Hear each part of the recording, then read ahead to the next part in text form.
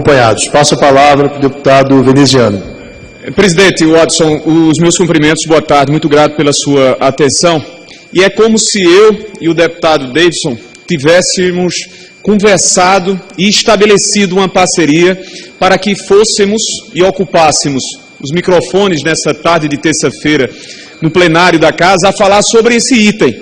Agora veja, amigos e amigas, o quão polos antagônicos estamos nós. Enquanto vemos aqui e temos por obrigação o sentimento de quem foi prefeito, de quem, ao tempo de 2 mandatos em Campina Grande, criou o portal da transparência, eu vim tratar exatamente sobre isso, da minha cidade de Campina Grande, que hoje, sob a batuta do PSDB, ocupa uma das piores colocações em termos de transparência.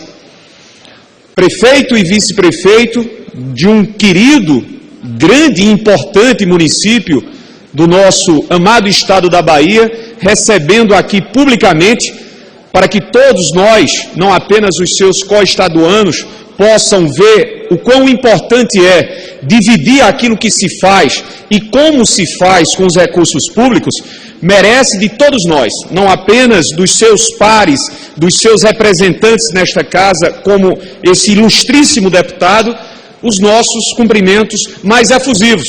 De um outro lado, senhor presidente, a minha tristeza.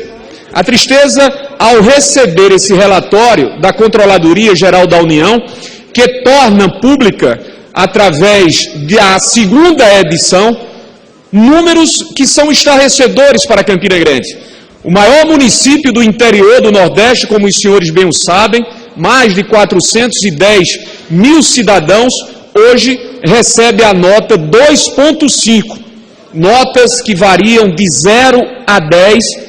Campina Grande, sob a condução do PSDB, tem uma demonstração, um exemplo ou um mau exemplo de como gerir a coisa pública. A transparência nos dias atuais, principalmente em meio a tantas dúvidas, a tantas descrenças, a tantas desesperanças, meu querido presidente Marcos Rota, deveria ser uma postura de todo e qualquer gestor público, a garantir um processo de retomada e de recuperação da credibilidade perante os representantes, sejam estes integrantes de assembleias legislativas, de câmaras municipais, da Câmara Federal, do Senado, mas principalmente dos chefes de executivos nos seus 3 níveis.